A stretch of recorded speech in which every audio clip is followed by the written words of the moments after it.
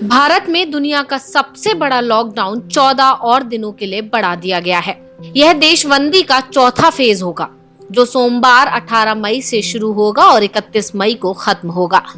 रविवार को लॉकडाउन के तीसरे फेज खत्म होने के करीब 6 घंटे पहले राष्ट्रीय आपदा प्रबंधन प्राधिकरण यानी NDMA ने केंद्र सरकार और राज्यों को देशबंदी जारी रखने के निर्देश दिए। इसके बाद गृह मंत्रालय ने नई गाइडलाइंस जारी कर दी हैं। लॉकडाउन 31 मई तक बढ़ने के साथ 125 करोड़ की आबादी अब लगातार 68 दिन तक बंदिशों में रहेगी। दुनिया के किसी भी देश में इतनी बड़ी आबादी के साथ इतने दिनों तक चलने वाला यह सबसे बड़ा लॉकडाउन है। नई गाइडलाइंस के अनुसार 31 मई तक क्या खुला रहेगा, चलिए बताते हैं आपको। स्थानीय प्रशासन कंटेनमेंट इलाकों और मॉल्स को छोड़कर बाकी जगहों पर सभी तरह की दुकानों और बाजारों को खोलने की इजाजत दे सकेंगे, लेकिन दुकानें और बाजार खोलने और बंद करने का वक्त तय रहेगा। दुकानों में एक वक्त पर 5 से ज्यादा लोग नहीं जा सकेंगे। 2 गज की दूरी रखनी होगी। अगर राज्य सरकारों के बीच आपसी सहमति बन जाती है तो 2 राज्यों के बीच यात्री बसों और गाड़ियों की आवाजाही हो सकेगी। सरकारें अपने स्तर पर फैसला कर राज्यों के अंदर भी बसें शुरू कर सकेंगी। स्पोर्ट्स कॉम्प्लेक्स और स्टेडियम खुल सकेंगे, लेकिन दर्शकों की इजाजत नहीं होगी।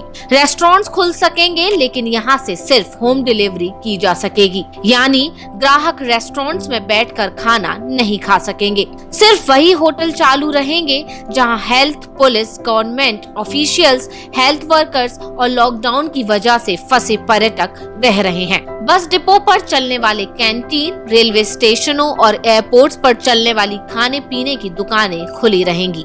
31 मई तक क्या बंद रहेगा, आइए जानते हैं। अंतर्राष्ट्रीय और घरेलू यात्री उड़ानें बंद रहेंगी। मेट्रो रेल भी अभी शुरू नहीं होंगी। Cinema hall, shopping mall, gym, swimming pool, entertainment park, theatre, auditorium, assembly hall बंद रहेंगे। School, college, education, training, coaching institute भी 31 मई तक बंद रहेंगे।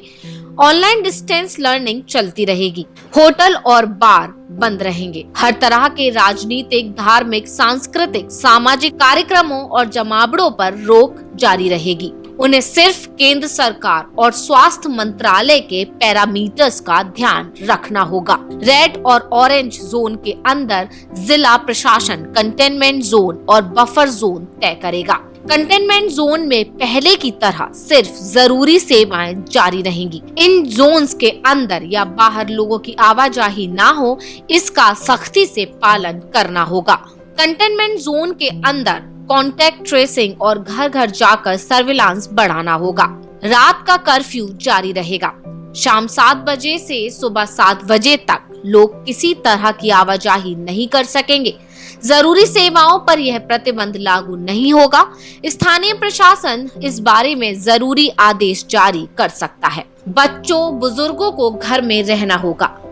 65 साल से ज्यादा उम्र के लोग, पहले से बीमार लोग, गर्भवती महिलाएं और 10 साल से कम उम्र के बच्चों को घर में ही रहना होगा। इलाज या बेहद जरूरी काम से ही घर से निकल सकेंगे। रविवार को जारी गाइडलाइन में आरोग्य सेतु ऐप के लिए अनिवार्य शब्द का इस्तेमाल नहीं किया गया है। इस बार कहा गया है कि दफ्तरों और कामकाज की जगहों पर सुरक्षा के लिए एम्प्लॉयर की है श्रेष्ठ कोशिशें रहनी चाहिए कि सभी कर्मचारियों के मोबाइल फोन में आरोग्य सेतु इंस्टॉल हो। सभी राज्य और केंद्र शासित प्रदेशों की सरकारों को यह सुनिश्चित करना होगा कि वे मेडिकल प्रोफेशनल्स जैसे डॉक्टर्स, नर्स, पैरामेडिकल स्टाफ, सफाई कर्मचारियों और एम्बुलेंस की आवाजाही होने दें। इसमें रुकावट नहीं आनी चाहिए। सभी राज्यों और केंद्र शासित प्रदेशों को सामान ढुलाई करने वाले ट्रक या अन्य वाहनों की आवाजाही सुनिश्चित करनी होगी। इसमें खाली ट्रक भी शामिल होंगे। आरोग्य सेतु ऐप पर लोगों को अपना हेल्थ स्टेटस अपडेट करना होगा। इससे उन लोगों को फौरन मदद मिल सकेगी जिन्हें संक्रमण होने का खतरा है। ऐसी और महत्वपूर्ण जानकारी के लिए देखते रहिए इंस्टाफीड।